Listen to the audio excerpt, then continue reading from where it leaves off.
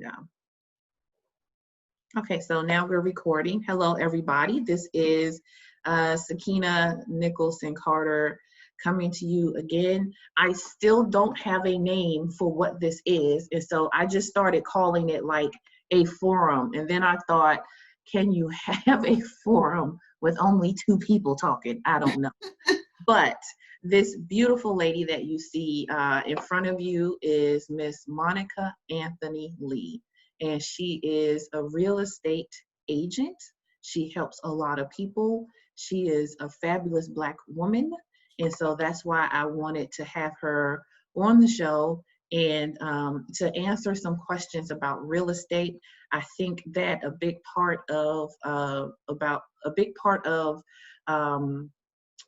financial issues that Black people face is that we lack real estate. We lack ownership of things. And so I wanted to bring her on and just answer some questions. How are you, Miss Monica? I'm well. Thank you so much for asking. How are you? I'm good. I'm good. First, I want to congratulate you because you successfully put all your children through high school. And I saw behind you, you had your youngest baby, her graduation picture behind you. So she just graduated this year, and she's a genius. Well, she's very, very smart. She is very smart. Well, thank you so much, Sakina. She was actually able to maintain a 4.5 GPA throughout her whole school year. So I am very, very proud of her. Wow. I'm actually proud of all of my children. It was not an easy road travel, but we did it. Yeah. So, I mean, they're all very, very different. My oldest son, he made it more difficult than any of the others, but he did it. He's doing well, and I'm very, very proud of them. Okay, first of all, you don't look like you should have any grown children anywhere. So I congratulate you on that. Thank you. Do you feel like the empty nest thing coming on, or well, she's not out the house yet, really. Yeah, She starts school soon. No, I don't feel it yet.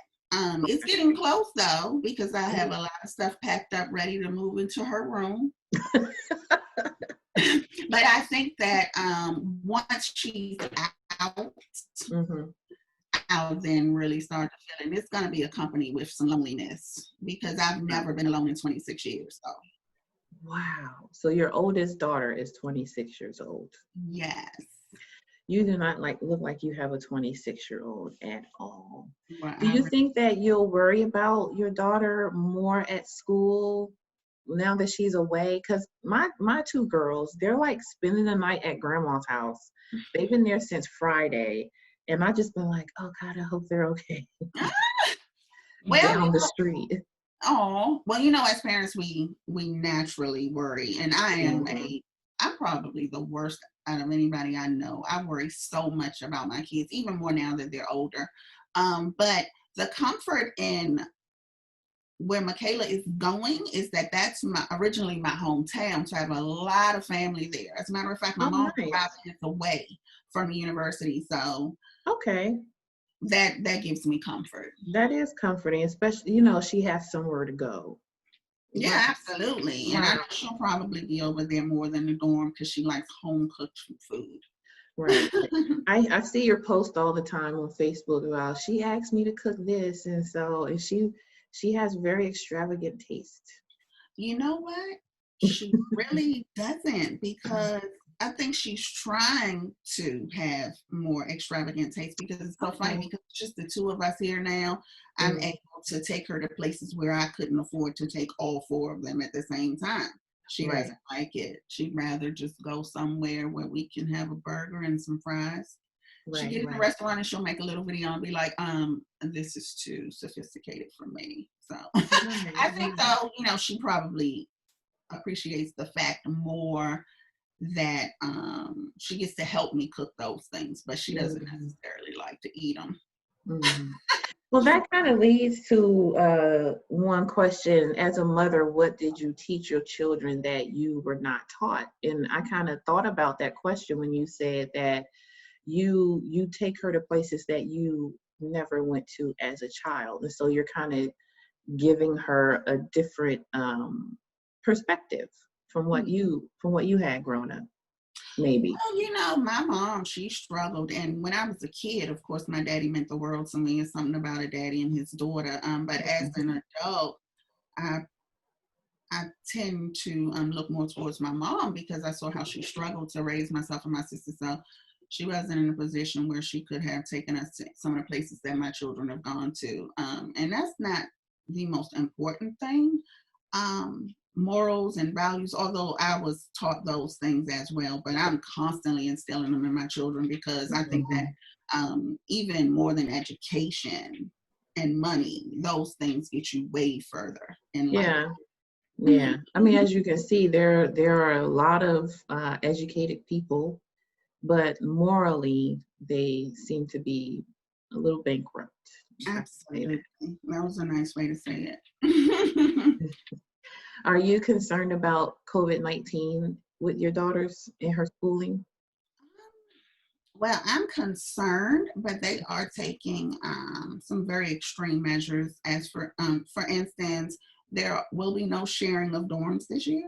I'm not sure how they're going to Really? pull that off because I've seen the amount of dorms up against the amount of students. So Right. good luck with that. But that's one thing that's going to be different. There will be Hmm. no shared dorms. Also, the majority of the classes will be done online.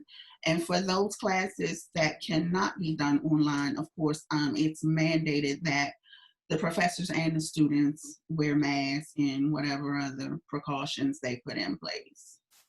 I mean, Wow, those so are that's how they're playing it at the universities and stuff. Yeah, I'm not sure that every university has the capability to have it where there are no shared dorms, but Right. I do feel safer that that's the situation at my daughter's right now because Mhm. I am petrified. Right. Right. It's not even the fear of for me, I think it's the fear of COVID comes in, yeah, they say like a small percentage of people have died from it, but you just don't know who that person will be. And I think that, like, for me, that's what my concern is, And right, like I stated earlier, my daughter will have access to my mom, and my mom is older, and right, my daughter's not going to want to stay away from her because of the pandemic. So that's one of my fears too with this whole thing. She's going to have easy access to my mom, and they've been away from each other for a while, so I know they're going to just soak up all of that. right. So I really don't want her to go around not Mhm. knowing if she can, because sometimes you can be the carrier and Right, you can just be the one that's right, infecting people as opposed to dying from it yourself. So right. Well, yeah, I mean, I hope that everything works out well for her because she worked so hard to get to this place. And I do want to say this because you said that she had a 4.5 GPA. Um, I'm not shocked. Like, she's not the first young person that I know somewhat that has, just like those genius qualities. And I think that for sometimes for Black people, we tend to think, oh, she's the exception. But I think that she's the rule. People like her are the rule, but they're not given the opportunity or the resources to succeed the way you were able to give to her. So though, that's definitely a strong comment. But you know what? Even since birth, like 3 days mhm. old, this girl has been different. So I knew Okay. that she would be very, very different. Wow. Her strength is Hmm. amazing. I am totally taken aback about how she handles things. Yeah. She Yeah. is the epitome of a go-getter, and she's always been like that. So I Yeah. mean, she's very, very different from Very anybody different. I know that's the age of 18. Right, right, right. And I'm not Yeah, saying because she's my daughter, because no, no, no, no, yeah. Yeah, no, I mean, like I've met a couple of, not a whole lot, but a couple, and I think that, if we encourage each other more. But yeah, she does seem to be like, I remember when we were in high school, there was this one guy, same GPA, 4.5, 5 like the whole school year. We're like, oh, he's so smart. So yeah, yeah. Yeah. So so you seem to have a heart for helping people who think that because of their current situation, home ownership is impossible. And honestly, I was one of those people. Um, I and I say that you have a heart for people because as a realtor, I see you sharing more information than other realtors that I've encountered. I don't see a lot of realtors saying, do this, do that. You have a credit packet that you offer to people. You have classes on how to gain home ownership. And I don't see that a lot. So can you tell us about how many people you've helped to rebuild their credit and finances for home buyer readiness? About per year, how many people do you help? Well, I don't have any numbers, and this part of it is very new to me outside of casual conversation. Hmm. I just want to help my people. There is a huge disparity in Black home ownership as opposed to Caucasian home ownership, and it doesn't have to be that way. Right. Um, and when I was initially giving out the credit packets, it wasn't so much to assist people with home buying. It was just to help people in general. But then as I did that, I noticed that people would come back to me and thank me for the packet, and they'd start asking questions about home ownership. So Mhm. that's when I got the idea to start the class. Okay. So how many weeks is your class? Like, So it's actually 12 weeks. The name of the class is 12 months to homeownership preparation boot camp. mm, So we will meet starting August 9th. I think it's the 9th. It's the second Saturday of every month. okay. We're going to meet face to face for 12 months. So it's just 1 month. Wow. I mean, one day out of each month for 12 months. And we're going to cover a lot of things, everything that could possibly come up as a question as it relates to home ownership. And there's a lot of questions that come up. I mean, A like, tremendous amount. right. So this is my first class, so my big fear is I'm gonna miss something, but I know Mhm. that I will learn from the questions from the people in the Mhm. class. And by the way, the class is 100% free, and it's to capacity. Like, I don't have, if it wasn't for Wow. COVID, I could have gotten more people in, but it is full. Is So I do plan on having professionals there. I have a few lenders lined up. I have some credit repair experts, a Wow. tax person, and I'm also going to bring in some of my clients to talk about some of the things that were difficult when they were going through the process. So Hmm. we'll see. Hopefully my clients would be able to share with the people in the class what Mhm. some of their fears were, how we were able to work through those, because you can't paint a pretty picture on something like home ownership. It's not pretty. It's so ugly. It's It's so not pretty. ugly. I don't care what your credit score is. It could be Right. 1,000. You're gonna run Right. into a situation. Yes. So Yes. I remember like when we were home shopping, and I mean, we had this one house that we were looking at. Everything was perfect. Credit was perfect. Finances were perfect. Income, everything perfect. And then it just stalled. And we were like, why? heck, right. Like, why? Oh, well, and sometimes it doesn't even have to do with the person who's buying the home. Sometimes it has to do with the lender or the company. Like the place that we went to, they were having internal issues that we did not know about, and so Mm. that stalled our whole process. But that was equally stressful because we're like, well, we did everything that we were supposed to do, so what's taking so long? So yeah, you're right. I mean, it's not pretty at all. No, there are no perfect stories. And it makes it easier, when Mhm. you have a certain credit score. But it's never going to be anything that's totally easy. There will come some frustration with this. And I know a lot of agents, they try not to talk about the frustration because of the fear of losing a client, but you're going to lose a client anyway if you give them false hope, or if you don't let them know how frustrating it can become, because if they don't have the knowledge, period, if they've never purchased a home before, they don't have anything but some conversations they may have heard to go off of. Right. So it's your responsibility as their realtor to educate them, and educate them truthfully. Like, don't paint a pretty picture. You don't have to make it like a horrible nightmare, but right.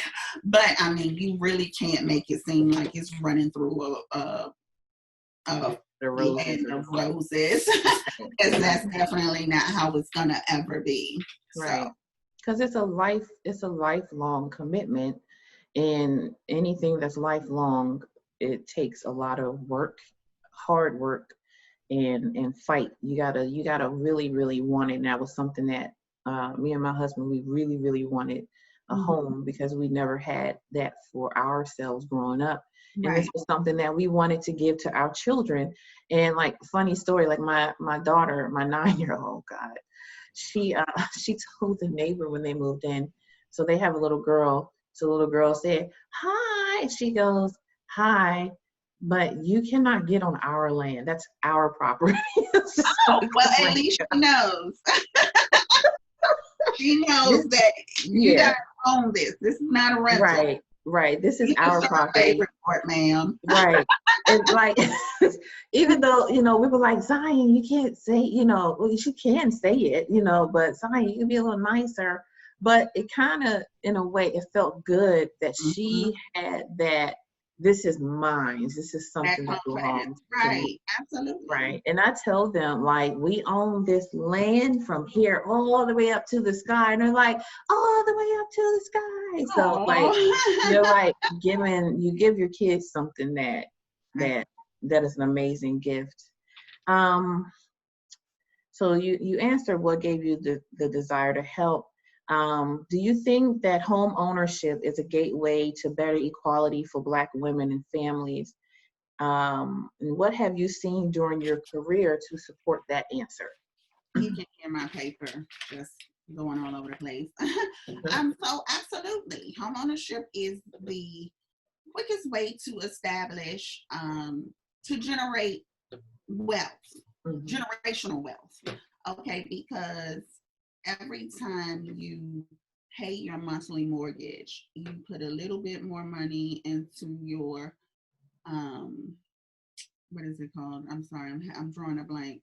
I was doing all of this prior to equity. Sorry, you put a little more money into your equity. So with that equity, you can do so many things with that. And the longer you have the property, the more equity there is there, So it's almost like a forced savings account. So you have that, and then say, for instance, you purchase your starter home, right? And then 5 years later, after you pay your mortgage payments on time with your first home, you decide, okay, I want to get a bigger home. You don't have to sell the first home.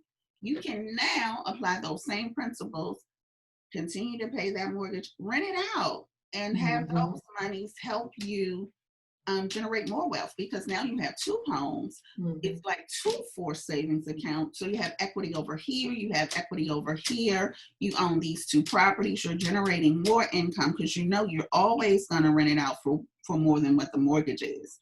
Right. So your credit is better, on your second home. I'm sure your credit is better now because you've been paying your mortgage on time for the first home. So you're in a better, you're making more money, and you're going to make more money because you're going to generate income from the rental property, Right. So you can be pushed into a better financial situation, period, with owning properties or a property. And then you have the tax credits and the tax breaks.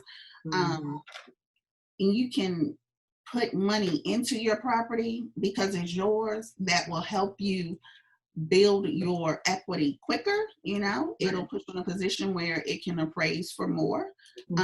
So that's building equity. So then you have more money there just sitting around in case of an emergency, or just because you have it, right?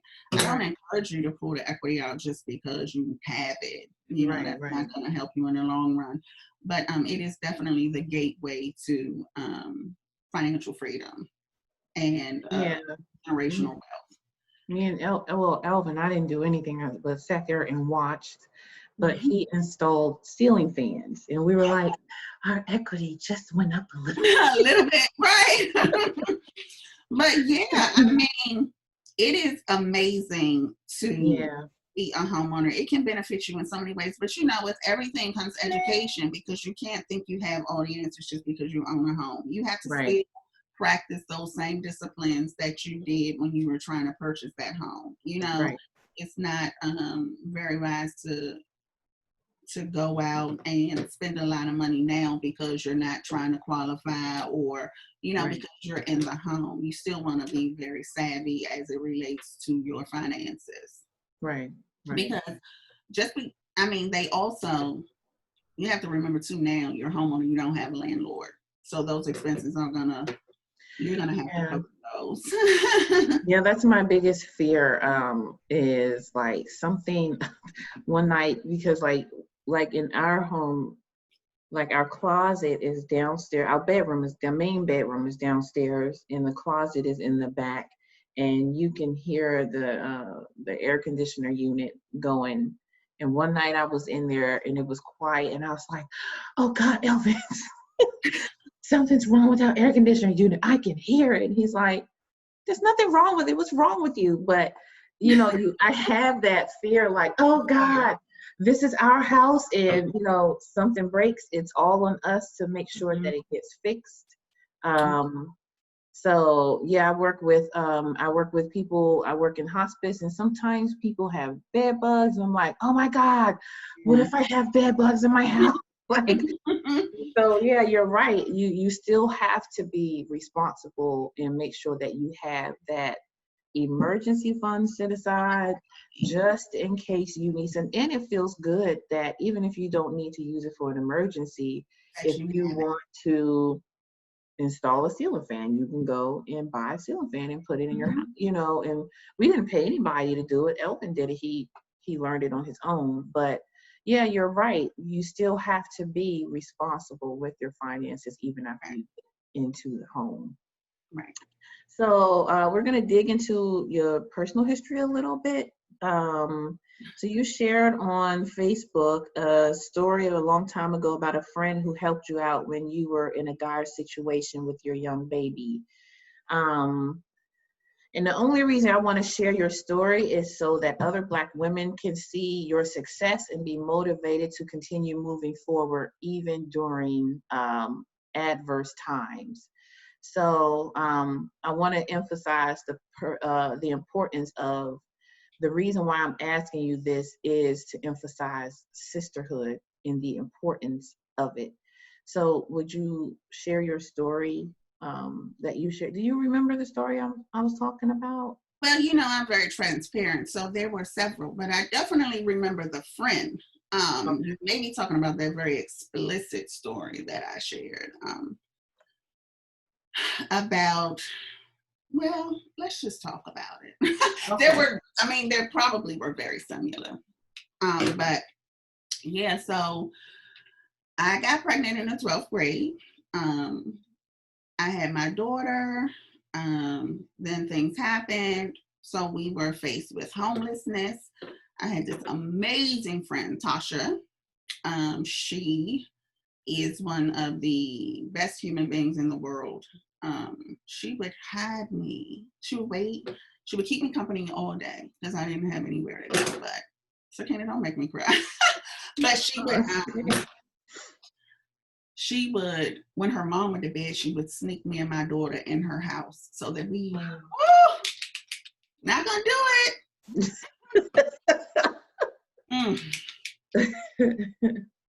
I just put these lashes on. No. But no, she would sneak me in her house so we didn't have to sleep outside. And she did that until a space became available in shelter. But there were some nights that before Tasha knew of the homelessness that we slept, under the stairs and buildings and abandoned cars.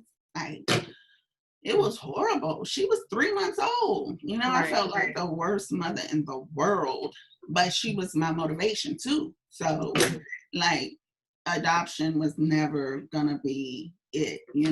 I was going to get on my feet, and we were gonna live a decent life. So I had to do what I had to do. I was in that shelter. I was reading a lot of books. I was applying for all kinds of jobs, and I would have taken any job. So I ended up landing this job in a daycare center, and I didn't like it, but it was income. So then I saved up enough money to get this apartment. Honey, when I tell you, I lived in the slums. I lived in the slums, but I wasn't homeless anymore, and I wasn't in a shelter. So from that point on, I just started working my way up. So I lived on the Hope Road. I was right across the street from the library. I would go over there every day. I would read all kinds of books to educate myself. God bless you, girl. Girl, bro. Oh my goodness. Hey, I would read all kinds of books to educate myself. Listen, I'm telling you, Sakina, I went to Anacostia, and you went to Anacostia, so the level of education there is very different from those children being educated in public school in Bethesda. We didn't get everything, so I graduated a dummy, period, point blank. I couldn't even pass the test. I tried to be a police officer. I couldn't pass the written part of the test. I tried to go through temp agencies, and you have to take this test to get placed there. And because, she's very attractive, she can be a receptionist. Okay, yeah, she has the look, but she can't pass this test. Her grammar is broken. It was something. DQ wasn't enough. Everybody was testing you in some area of something. So I had let myself and my baby down too much at this point. So I made it my business to go over there. Educating myself was my job for like a year, I think. So I went over there, I read all types of books. I looked words up that I didn't know. To get myself to a point where I can hold a conversation without broken grammar and know what different things meant. So I did that. And then I got this job in Bethesda outside of Southeast. I was like, oh, okay, life is, whoa, because when I was in Southeast, that's where I was. I wasn't outside of Southeast. Everything that I knew was in Southeast. So when I had finally gotten this job in Bethesda, I was like, oh, I want to live like these people. I was like, I want to live in these kind of houses. I want to drive these kind of cars. I want my children, my child to go to this kind of school. So I knew nobody was going to hand it to me. So from that point on, I have been working my butt off. So I went back to school. Then I had to stop because I got married and the babies kept coming. So when the last kid was old enough that I felt comfortable leaving them with somebody, which was only my husband's mother, I went back to school in 2007, and from 2007 to now, I've been in school, like I'm exhausted, but I can't stop because I still have so many goals to scratch off my list. Right. So yeah, but thank you. I really appreciate that story. When I read that, it had me into tears. Because you don't hear these stories that often. And sometimes I feel like it took me a long time to not be ashamed to tell my story. But it's my story. It's who it informs who I am today. And there's no shame in poverty. There's no shame in having to do what you have to do to take care of your baby. One thing that, like I said, is we all need help.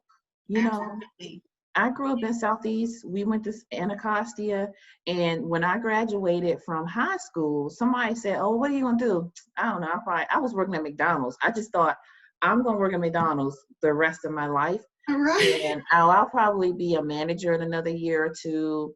Never. I like you. I did not see past Southeast DC. Mm-hmm. And this one lady who was my friend's mother, she asked me, if I can get you into college, would you go? And I was like, okay,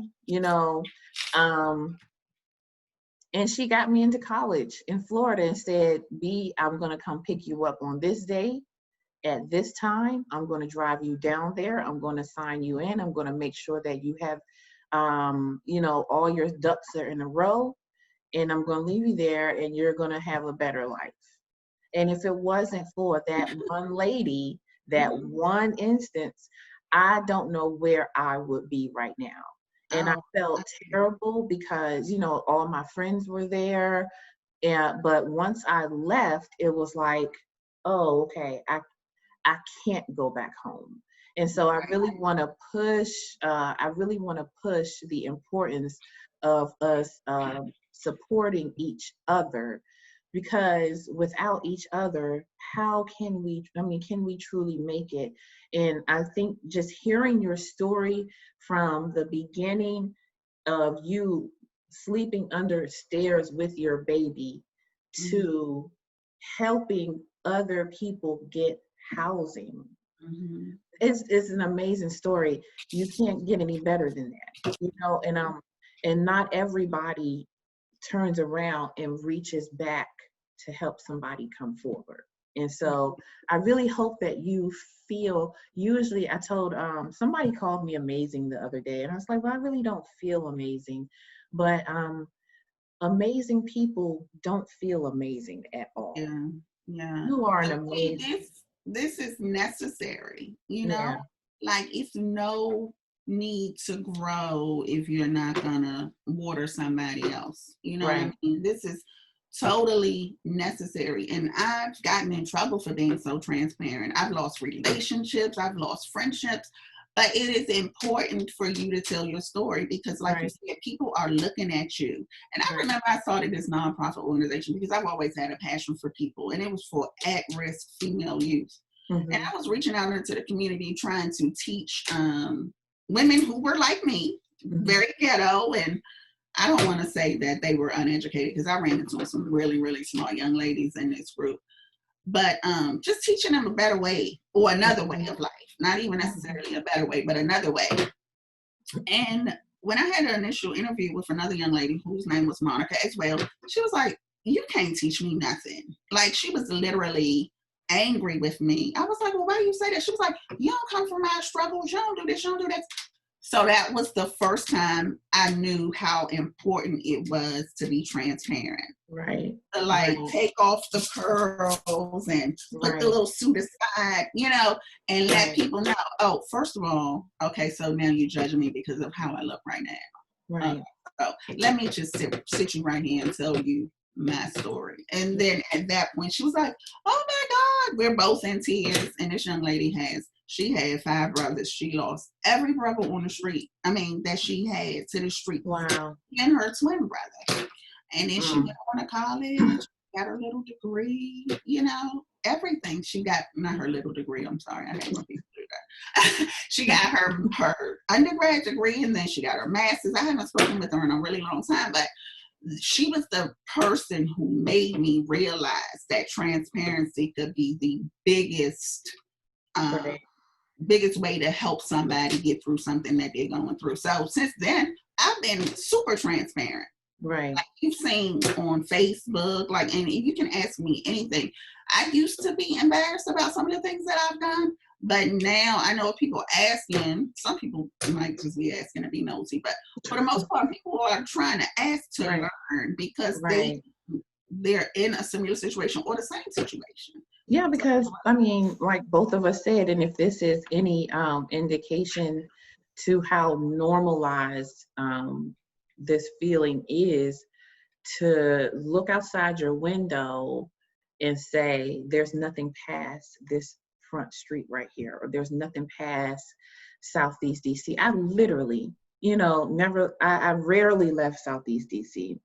And when I Mhm. got back into Southeast DC, that's just where I was. Never thought for a moment that I would be.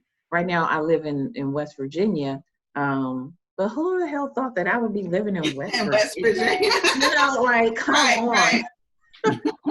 And But you're I having mean, it at Waldorf, you know. right, So right. I mean, I'm a freaking chaplain. Do you know what I did in high school? Like I exactly. tell people, I was promiscuous in high school. I really was. But I understand now that I was broken back then. I'm still It broken doesn't now, matter. but just not as broken. But I was broken and I was hurting and I was looking for something To that, help you. Right. right. And Mhm. so all of that informs who I am right now. And so I'm not ashamed of who I was back then. Yeah. Sometimes it seems like we rather tear each other down um, than to help build each other up. That's what I see.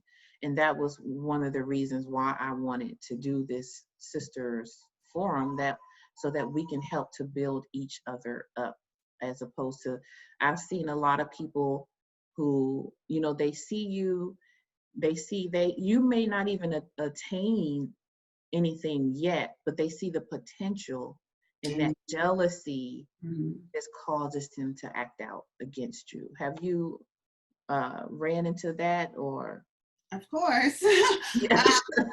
So it used to be a situation where, I mean, I've been running into some form of that pretty Mhm. much as far as I can remember. Right. Um, I love my mother to death, you know, but what was important to her, I think, and she's never said this, but this is just something that I got because of how I grew up.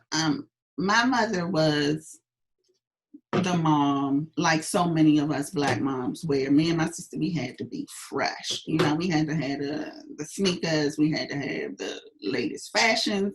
Um, I don't remember her coming to many PTA meetings, Mhm. but we were fly, I guess, so to speak. You know, and Mhm. she probably would spend all her money on making us cute.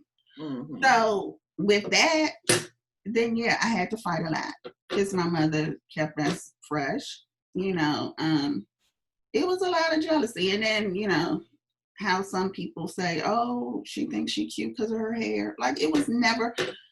I'm a grown woman. I just turned 46 and I'm still dealing with people looking at me, judging me before they know me. But when they do, it used to make me angry back Mhm. then. But now as a grown woman, I figure, hey, just like you said, we as black women, we deal with a lot.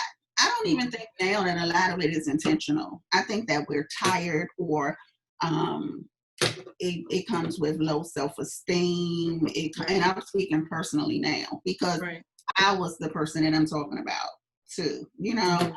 Mhm. And I just couldn't see myself sometimes in a position of betterment. So those people that I felt like were doing better than me, it would make me envious, you know, and make me Mhm. dislike a person who I didn't need to dislike.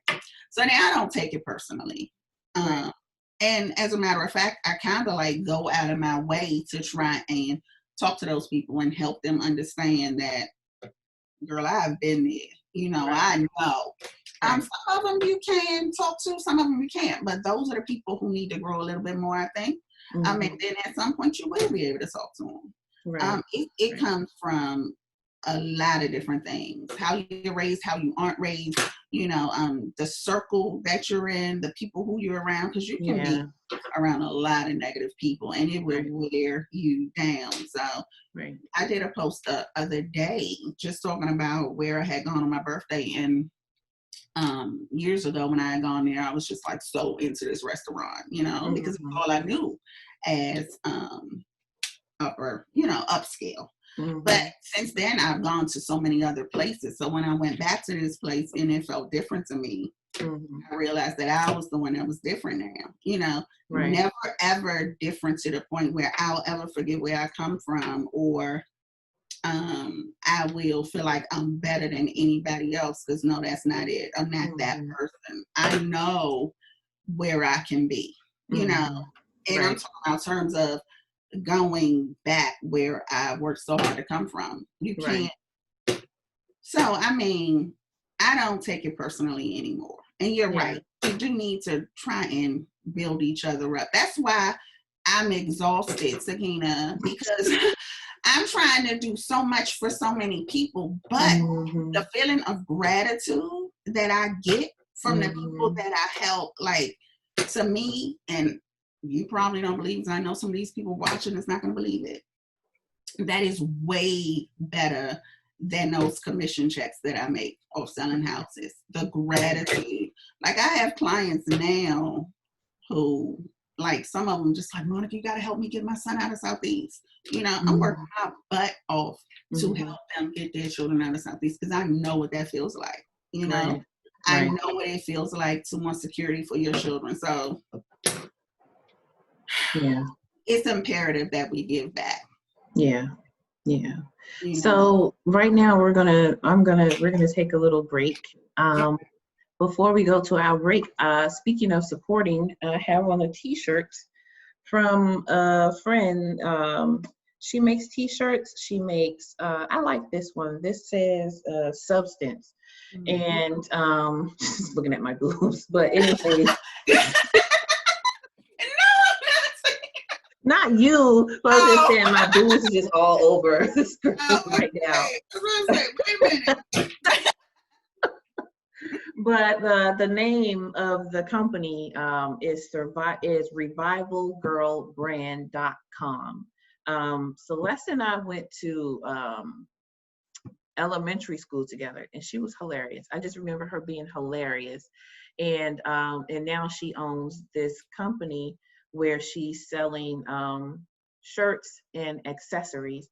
And you can go on Facebook to Revival Girl Brand on Facebook, or you can go to revivalgirlbrand.com. She has bags, shirts, hats, even like accessory bags, book bags, everything. So, and actually she had some pillows that matched this shirt. And those are like sold out, but I saw a lot of stuff even for like little girls and stuff like that. So when you get a chance, go to Survival Girl Brands and support a sister. You already know I'm going. And she's from DC, so you know her. I was about to say, you know her. It is fly, but she's from South. I don't know. Is she from Southeast? I think she was, but she's from DC, so you know her stuff is fly. So Okay, I definitely will. And is fly still a thing, or am I just old? I don't know. Anyway, I know what you're talking about. Yeah. So if you all get a chance, whenever you all get a chance, go and look, help, support, and help somebody, help your neighbor, and we'll be back.